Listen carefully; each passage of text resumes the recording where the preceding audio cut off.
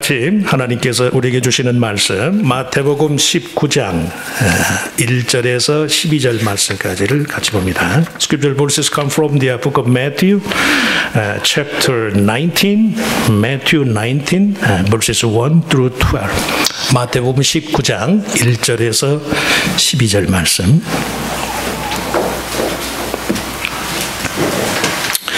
자, 찾으셨으면 우리 같이 한 목소리로 읽습니다.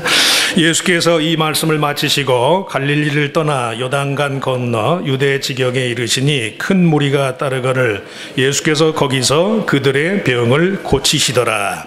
바리새인들이 예수께 나와 그를 시험하여 이르되 사람이 어떤 이유가 있으면 그 아내를 버리는 것이 옳으니까? 예수께서 대답하여 이르시되 사람을 지으신 이가 본래 그들을 남자와 여자로 지으시고 말씀하시기를 그러므로 사람이 그 부모를 떠나서 아내에게 합하여 그 둘이 한 몸이 될지니라 하신 것을 읽지 못하였느냐. 그런즉 이제 둘이 아니요 한 몸이니 그러므로 하나님이 짝지어 주신 것을 사람이 나누지 못할지니라 하시니 여짜오되 그러면 어찌하여 모세는 이혼 증서를 주어서 버리라 명하였나이까? 예수께서 이르시되 모세가 너희 마음의 완악함 때문에 아내 버림을 허락하였거니와 본래는 그렇지 아니하니라. 내가 너희에게 말하노니 누구든지 음행한 이유 외에 아내를 버리고 다른 데 장가드는 자는 간음함이니라. 제자들이 이르되 만일 사람이 아내에게 이같이 할진대 장가들지 않는 것이 좋겠나이다. 예수께서 이르시되 사람마다 이 말을 받지 못하고 오직 타고난 자라야 할지니라. 어머니의 태로부터 된 고자도 있고 사람이 만든 고자도 있고 천국을 위하여 스스로 된 고자도 있도다. 이 말을 받을 만한 자는 받을지어다. 아멘. 찬양대 특별 찬양이 있겠습니다.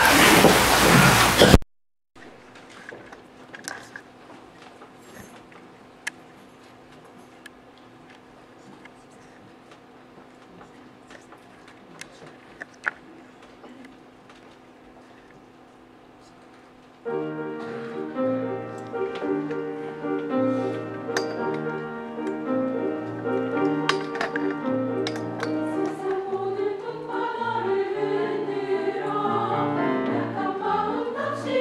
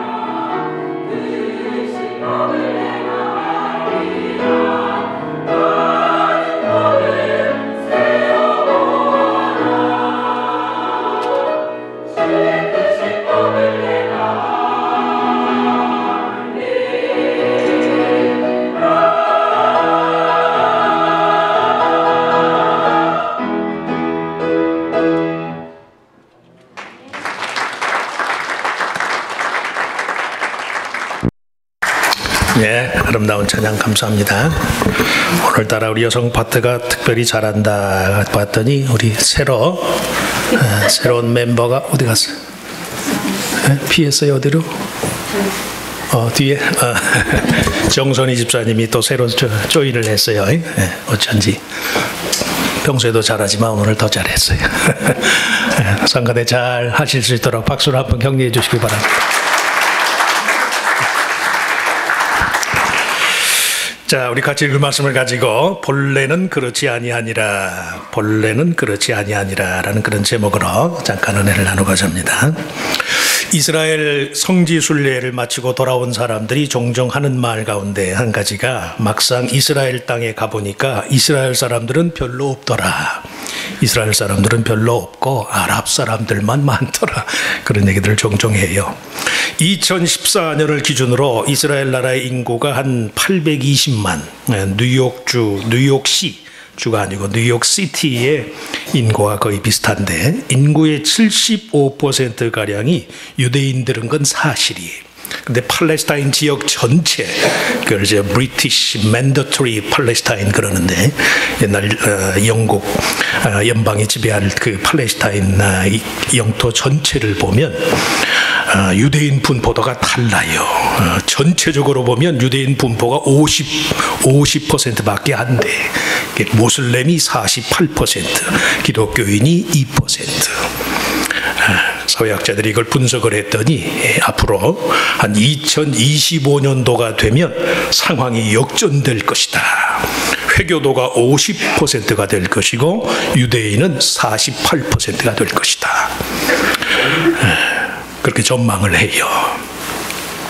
성경의 기록만 하더라도 족장시대 때부터 지형적으로나 문화사적으로 이스라엘 땅에 이스라엘 사람들만 살던 때는 없었어요. 가나안 땅이라는 곳 자체가 이미 원주민들이 살고 있었어요. 다윗이 이스라엘의 수도로 정한 예루살렘도 사실은 가나안 산지 거민들의 거점 도시였단 말씀이에요.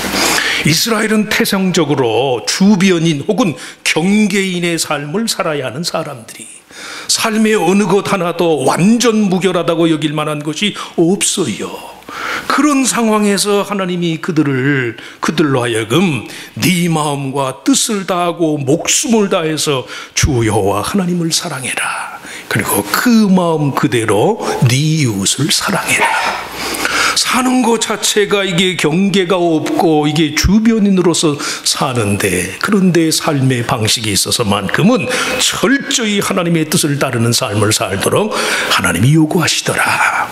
어느 한쪽을 포기하면 쉬울 것이지만 그렇게 되면 참되고 영원한 감사의 이유가 없어지기 때문에 다만 여호와 하나님의 뜻에 순종하는 것으로 인생의 목적과 이유를 삼고 내 삶은 혼돈스럽고 삶이 편안해서 하나님의 뜻을 따르는 게 아니라 사는 것 자체가 주변인이고 경계인이지만 하나님의 뜻을 따르는 데 있어서만큼은 전심을 다해서 산다는 말씀이 분명한 것은 지나고 나면 역시 온 세상의 주인이신 하나님의 뜻을 따라서 사는 것이 훨씬 더 유익하더라. 훨씬 더. 오늘 본문의 경우만 하더라도요, 요단강 건너 유대의 지경, 이 말은 이스라엘 북부 지역인 이방 땅 갈릴리를 근거로 해서 유대인 거주 지역과 비유대인 거주 지역의 경계선상을 말해요. 그런 지정학적인 불안함과 경계 상황에도 불구하고 오늘 말씀해 보면 예수님을 전심으로 따르던 큰 무리는 온갖 병고침의 은혜를 힘입었어요. 그 반면에 믿지 못한 바리새인들은 결혼이라는 인간의 가장 초보적인 차원의 결합마저도 그 의미와 가치를 믿지 못하는 거예요. 그리고 결혼과 이혼에 대해서 예수님에게 시비를 걸어요. 시비를. 왜 이런 말씀을 드리느냐? 성도는 물리적인 삶의 처지가 어려울수록 내면의 신앙적인 삶의 안정을 추구하는 사람들이, 이스라엘은 태생적으로 주변인으로 부름받았어요. 광야와 같고 모든 것이 애매모호한 상황에서 자기 마음대로 살 수밖에 없는 처지인데, 그 애매한 삶의 환경에서 절대자의 뜻을 따르도록 하나님이 저들을 부르신다는 말씀이에요. 저 여러분의 삶도 마찬가지예요. 인생을 내 멋대로 내 마음대로 산다 치면 왜 못하겠어요? 그러나 아니란 말씀이 아니에요. 외부 환경의 어려움을 탓하면서 자기 자신을 더 불행하게 만드는 사람이 있는가 하면, 어렵기만 한 환경 때문에 오히려 자신의 내면이 더 견고해지고 풍성함의 미덕을 쌓는 사람들도 굉장히 많아요. 이해하고 들으세요. 지금 미국의 대통령인 버락 오바마 대통령의 삶이 종종 그의 아버지의 삶과 대비돼요. 내 아버지의 꿈이라는 책에서 오바마가 밝히기도 했는데, 버락 오바마 대통령, 버락 후세인 오바마 시니어, 케냐 출신의 아프리카의 청년이었어요. 얼마나 머리가 비상했는지 토마스 음보와 장학금을 받고 하와이 대학을 졸업하고 하버드 대학에서 경제학 석사학위를 따고 오랜 시간 후에 다시 하버드 대학에서 경제학 박사를 PhD를 받았어요. 그 당시 케냐의 고향 마을 사람들 중에서 비행기를 타본 사람의 이야기를 들어본 사람이 아무도 없었던 시절이, 그런데 이 사람이요, 그 세계 기구에서 주는 장학금을 받고선 그리고 미국에 와서 그런 훌륭한 커리어를 쌓아요. 그럼에도 불구하고 그는 결혼과 이혼을 반복하였고 본국에서 관료 생활을 하다가 정치적인 소용돌이에 휘말려 성격 문제와 지나친 음주 습관 때문에요, 3번 교통사고를 났는데 마지막 3번째, 그의 나이 46살에 난 교통사고로 생을 끝내요. 그 어렵게 그 척박한 나라에서 그 귀한 인재가 돼서 고국에 돌아갔는데 그 영광이 꽃도 피지 못한 채로 46살에 세상을 떠나요. 반면에 그의 아들은 어머니 밑에서 엄격한 교육과 자기 자신에 대한 훈련에 매진해서 역대 최초로 흑인 아프리칸 아메리칸으로서 미합중국의 대통령이 돼. 부인할 수 없는 현실이에요. 그를 좋아하건 미워하건 선호를 떠나서 콜롬비아 대학을 졸업한 다음에 월스트리트에서 다국적 기업 금융 컨설턴트를 하면서 안락한 삶을 살 수도 있었지만, 시카고 지역 빈민들에 대한 변호 활동에 뛰어들면서 철저한 자기 관리를 통해서요 꿈을 키워서, 아버지는 46세 그 화려한 경력에도 불구하고 이슬처럼 사라졌지만, 그의 아들은 47살에 미합중국의 44대 대통령이 됐어요. 인간처럼 나약한 존재가 없는가 하면 인간처럼 강한 존재도 없어요. 믿으시면 아멘. 왜? 하나님이 계시니까. 다시 한번 믿으시면 아멘. 인간이 약하지만 그를 붙드시는 하나님이 계시니까, 하나님이 나와 함께 하시기만 하면 얼마든 강해질 수 있다는 말씀이에요.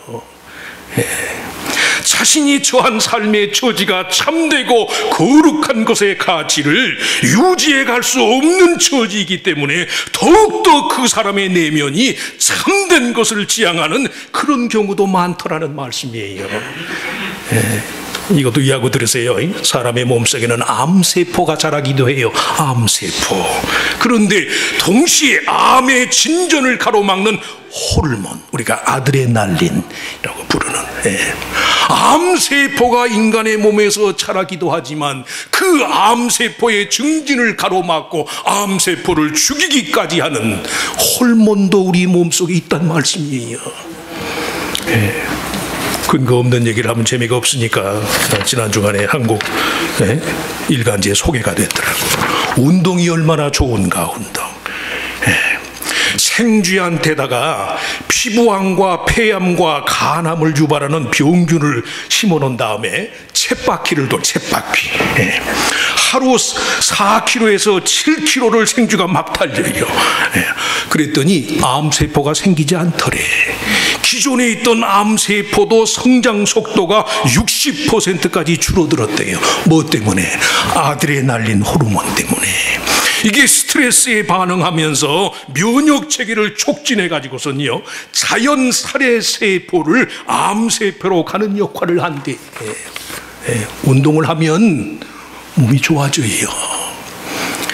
몸을 병들게 하는 요소도 내 안에 있지만 그 병을 물리치는 요소도 우리 안에 있단 말씀이에요. 그래서 믿는 사람이 절대 환경 탓을 하시면 안 돼요. 저들으라고 하는 말씀이에요. 그런 뜻에서 장관가 말씀을 했지만 그런 뜻에서요, 삶의 온갖 경계를 무시하는 바리새인들의 질의에 관한, 이혼과 결혼에 관한 바리새인의 질문에 관한 예수님의 첫 번째 대답은 매사에 원칙을 회복해라. 무엇을 회복해라? 원칙을 회복해라. 원칙. 결혼이라는 신적 제도에 위배되는 이혼에 관한 바리새인들의 질문의 동기를 가리켜서 오늘 성경은 저들이 예수를 시험하기 위해 그 질문을 했다고 말해요. 예수를 시험하기 위해. 바뀔 수도 없고 바뀌어서도 안 되는 일치와 연합의 취지의 말씀을 변화와 개연성의 여지로 받아들여서 온통 의문의 대상으로 삼는데 바리새인들의 비극이 있었어요. 비극이. 잘 들으시기 바랍니다. 하나님께서는 본래 인간을 남자와 여자로 지으시고 그 둘이 한 몸이 돼서 부모를 떠나서 독립된 인격체로서의 삶을 살게 하셨다는 말씀이, 이 말씀은 무슨 말씀이? 어떤 경우에도 분리와 헤어짐은 인간의 죄의 산물이지 그 결혼의 주인이신 창조주 하나님의 뜻이 아니라는 말씀이. 사람이 어떤 이유가 있으면, 바리새인들이 그러죠. 사람이 어떤 이유가 있으면, 이렇게 묻는 바리새인들을 향해서 사람을 지으신 이가 본래는 그렇지 않단 말씀이에요. 왜 이유가 없겠어요? 왜 필연적인 타당성이 없겠어요? 전부 우리 나름대로는 전부 타당하지. 하지만 원래는 그게 아니라는 말씀이에요. 원칙이란 법을 적용하는 기준이에요. 기준.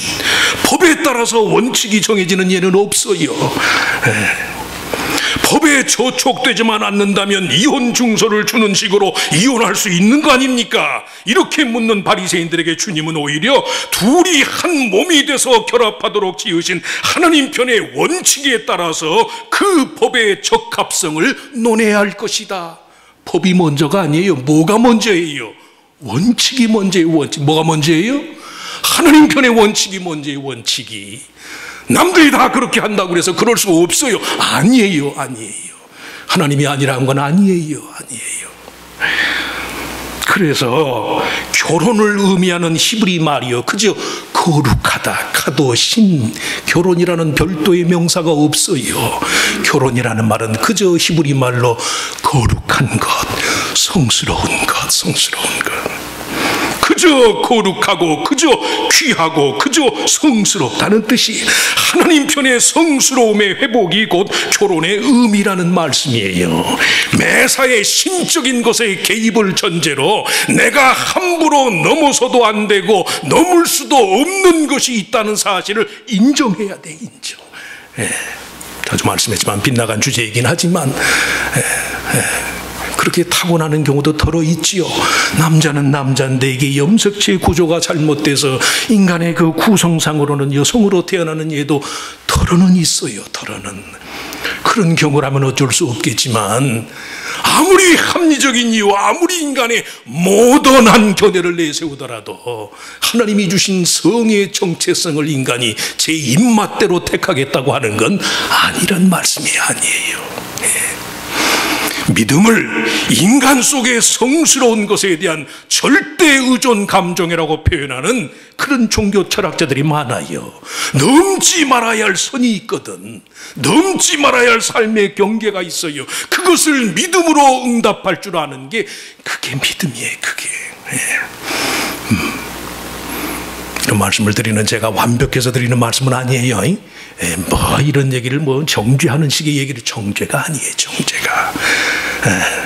저나 여러분이나 오점이 많고 오류가 많지만 인간의 오류 그대로 흘러가도록 내버려 두지 말고 깨어진 그 자리에서 모순이 있고 오점이 있는 그 자리에서 그래도 이제라도 하나님의 뜻, 하나님 편의 원칙을 확인해야 한다는 말씀이에요. 확인. 법보다 뭐가 먼저예요? 원칙이 먼저예요. 원칙. 아무리 절박하고 아무리 내 사정이 기구해도 성도는 하나님의 원칙, 하나님의 원칙, 하나님의 원리, 하나님의 뜻, 토라, 율법은 길이거든요. 길. 모든 만물을 운행하시고 주관하시는 창조주의 길이라는 말씀이에요. 길. 하나님의 길을 어떻게 우리가 가로막나요? 이혼 문제에 관한 두 번째 주님의 대답은 그것이 남자와 여자라는 두 인격체의 총체적 결합이다. 결혼은 결코 삶의 어느 한 과정, 이벤트가 아니에요. 이벤트. 삶이라는 평생의 과정을 의미하고 그 모든 시간 동안의 결합과 일치해요. 둘이서 어느 한 가지 일을 성취하기 위한 게 아니라 그저 삶을 함께하는 게 삶을.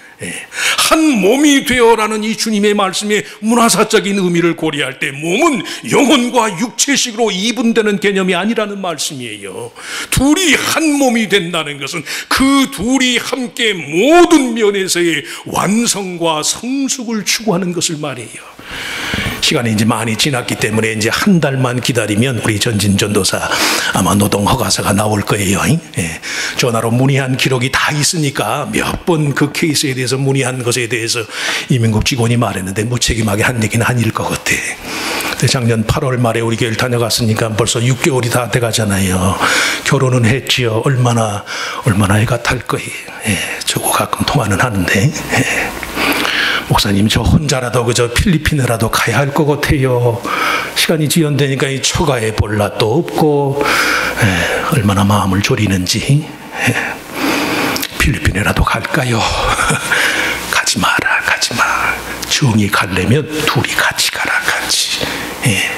근데 뭐 한 달인데 뭐 언제 그제 통화하면서 시간이 지났으니까 한 달 뭐 두 달 아주 맥시멈으로 두 달을 잡고 조금만 더 버텨봐라, 버텨봐라. 내가 지금 이렇게 아무것도 할 수 없는 처지에서 결혼은 해놓고 얼굴만 쳐다보고 할 수 있는 게 없습니다. 너희들 힘으로 아무것도 할 수 없다고 여겨지는 그것까지도 하나님의 은혜일 것이다. 수일하다 보면 정말 내가 아무것도 할 수 없는 것만 같은 그런 경우가 많거든요. 그때마다 하나님의 개입을 전제하지 않으면 우리는 못 살아요. 못 살아요. 그렇잖아요.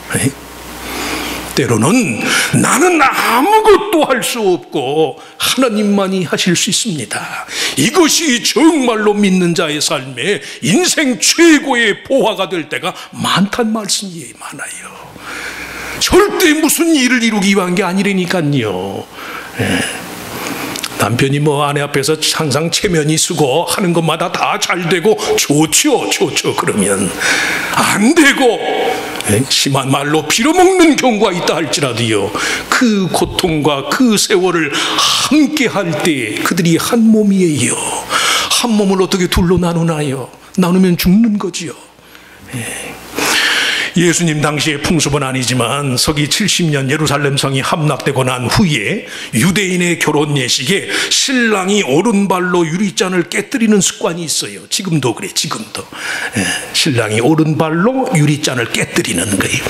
깨어진 유리처럼 결혼은 결코 물릴 수 없는 것이다, 그런 뜻이 있고, 유대인 가장은 결혼식에서 유리잔이 깨어지는 파열음을 들으면서 예루살렘 성전의 함락 소리를 들어야 한다.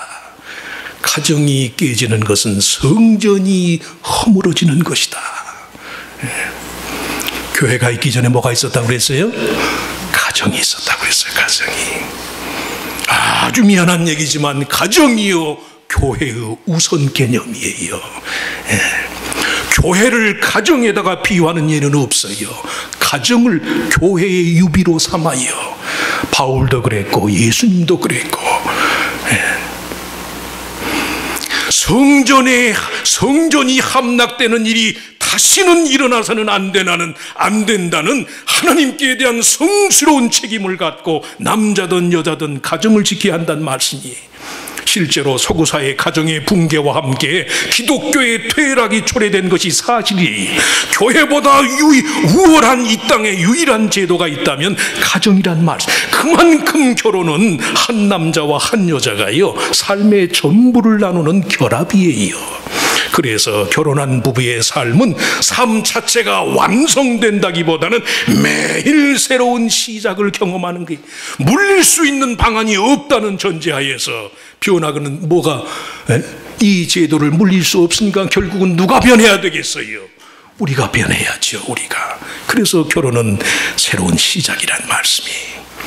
새로운 시작을 위한 용서와 결합을 추구하는 사이, 그저 함께하고자 하는 마음만 있으면 언제든 새로운 시작을 맛볼 수 있다는 그런 뜻에서 결혼은 한 남자와 한 여자의 두 인격체의 총체적인 결합이다. 깨지기도 하고 상하기도 하고 때로는 낙심하기도 하고 절망하기도 하지만 사랑의 맨 마지막 유형이 뭡니까? 아가페도 아니고 이성도 아니래요. 사랑의 가장 완전한 형태는 동료애래, 동료, 컴패니언십. 철학자들이 하는 얘기, 사랑의 가장 완성된 형태는요 동료의 동료. 그런 경우 많으시죠? 이혼 문제에 대한 주님의 세 번째 대답은, 성도는 오직 결합을 위해서 태어난 자들이다. 결혼 자체의 매사에 함께하는 속성과 원칙을 무효화할 만한 것은 이 세상에 없다는 말씀이에요. 어떤 이유에서건 간에 남자가 여자를 버릴 수 없고 버려서도 안 된다는 예수님의 말씀에 대해서 제자들이 그러면 장가들지 않는 게 좋겠습니다. 그 얘기를 들었다면 저도 그랬을 것 같아요. 그러자 예수님이 뭐라 그래요? 오직 타고난 자라야만 그 말을 받을 수 있다.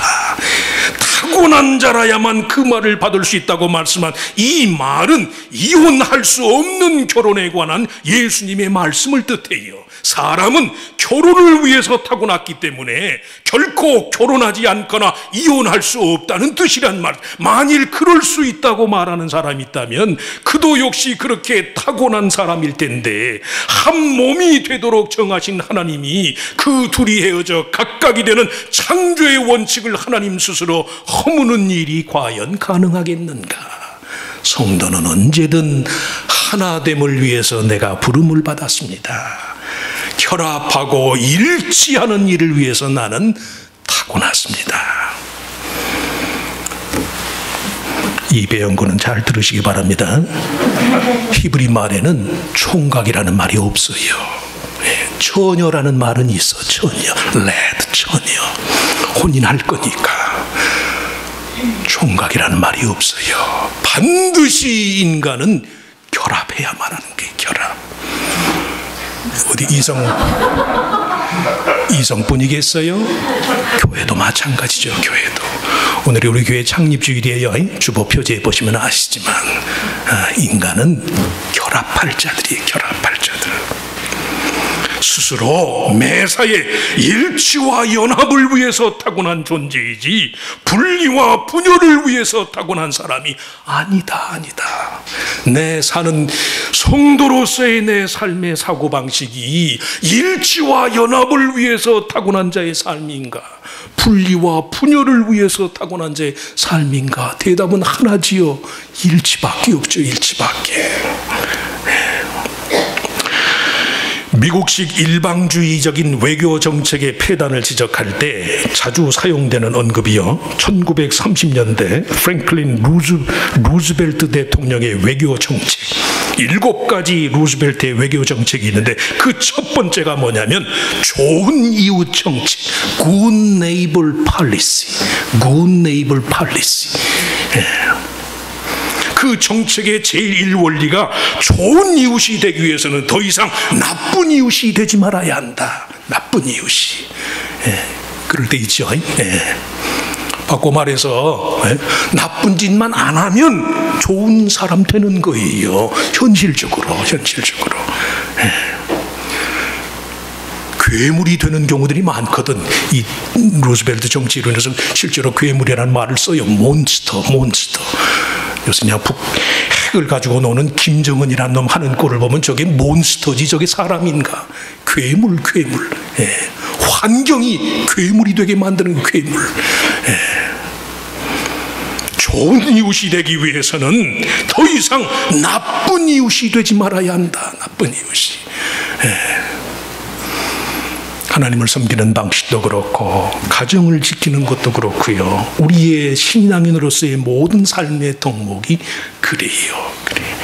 나는 일치와 연합을 위해서 타고난 자입니다. 분리와 분열이 있어야 할 것입니다. 그러나 그것은 하나님의 뜻대로 하시고 나는 어차피 이 역사의 주도자는 하나님이시니까 독생자를 희생물로 내어주시기까지 인간을 사랑하시고 세상과 더불어서 화해하시고자 한 분이 하나님이시라면 그분의 역사가 진행되는 과정에서 나는 분리자의 역할은 안 맡겠습니다. 회방꾼의 역할은 안 맡겠습니다. 나쁜 이웃이 되는 일은 안 하겠습니다. 일치와 연합을 위해서 나는 타고난 자입니다. 오직 이 말은 타고난 자라야 받을 것이다. 주님이 그래요. 타고난 자라야 받을 것이다. 괴로운 일이 많아요. 저만 하더라도 딸을 가졌으니까 드라마 같은 데서 옛날에는 뭐 나쁜 남자들은 저런 놈들은 전부 벌을 받아야지 벌. 저만 같아도 그런 데니까요. 기막힌 일들이 왜 없겠어요. 그러나 성도는 하나님의 뜻을 위해서 타고났으니까 그리스도가 그것을 위해서 그 귀한 하나님의 자녀로서의 목숨을 내어주셨으니까 하나님 나는 일치를 위해서 그 꿈이 다 이루어질 수는 없는 것이지만 그러나 마음만으로라도 내 진심으로만이라도 하나님 나는 일치와 연합을 위해서 타고났습니다. 그 일을 위해서 쓰임받기를 원합니다. 그 마음으로 가정과 교회와 여러분 모두의 기업을 지켜가는 우리들 모두가 되시기를 주의 이름으로 축원합니다. 축원합니다. 하나님 삶이 어려울 때가 많습니다. 진리인 줄 알지만 그 진리의 말씀을 내게 다른 사람이 아니라 내게 향한 하나님의 뜻이라고 여길 때 어느 것 하나라도 편한 것이 없고 거저되는 것이 없고 대단한 결심과 하나님 앞에서의 간절한 그런 때로는 울부짖음과 때로는 하나님이 원망스럽기도 하고 우리들 자신이 때로는 원망스럽기도 하고 그럼에도 불구하고 우리가 아는 것은 세상은 어차피 이 세상을 지으신 분의 뜻에 따라서 되어질 것인즉 나그네와 같이 우리가 세상의 주인이 아니고 하나님이 주인 되신 세상에 그저 잠깐 깃들였다가 살다가 떠나야 할 자로서 주인 되신 하나님의 뜻을 따라서 매사에 행할 수 있는 우리들 모두가 되게 하여 주시옵소서. 처음부터 완전한 자, 처음부터 모든 것이 온전한 자는 우리 중에 아무도 없는 줄로 믿습니다. 넘어지고 깨어진 그 자리에서 이제라도 주의 뜻이 이러한 것임을 알았사온즉 내 남은 삶의 시간 동안 하나님 편의 원칙, 하나님 편의 분명한 것을 쫓는 믿는 자의 삶을 살겠습니다. 어떤 경우에도 가정이건 교회건 내 삶의 어떤 경우에도 나는 분리자가 아닙니다. 주의 뜻을 끝까지 받들어서 상한 갈대라도 꺼져가는 심지라도 다시 세워서 하나님의 의가 드러나고 우리를 향한 하나님의 사랑의 뜻이 모든 사람에게 전파되는 화해와 일치와 연합의 사람들이 되게 하여 주시옵소서. 이 믿음으로 주님 살게 싸우니 필요한 능력을 주시고 이겨낼 수 있는 담대함을 주시고 시험에 있으면 시험을 참아낼 수 있는 그런 용기와 능력도 하나님이 허락하여 주시옵소서. 하나님 앞에 매사에 진실해서 마음을 다해서 주님을 의지하는 자들에게 인생의 모든 문제를 궁극적인 선함으로 이끌어 가시는 하나님의 섭리의 유익을 누리는 우리들 모두가 다 되게 하여 주시옵소서. 이 마음으로 다가오는 한 주간도 세상에서 승리하는 우리들 모두가 되게 하시기를 바라고 감사하며 우리 주님 예수 그리스도의 이름으로 간절히 기도하옵나이다. 아멘. 아멘.